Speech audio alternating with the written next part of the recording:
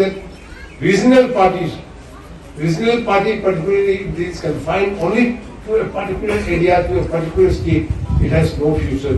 And it is many a time what happens is that a regional party becomes so much concerned about its own area. Sometimes it becomes a problem for people to unite. We did have in Manipur a regional party, MPP, Manipur People's Party.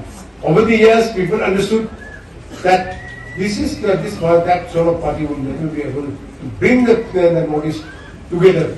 And today, of course, at one time MPP also ruled many in Manipur. We had Chief Minister from MPP. But over the years now, people are more educated, people understand our requirement and all this. MPP has been totally wiped out. And let me tell you that in the next 10, 15 years, there will be no MLA from MPP in Manipur. MPP, that's what I said. Not NPP.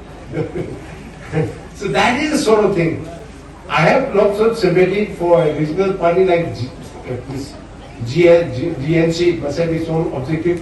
But from my experience, from what I've seen is that small regional party can play very little role in bringing about development, in bringing about understanding and cooperation among the people.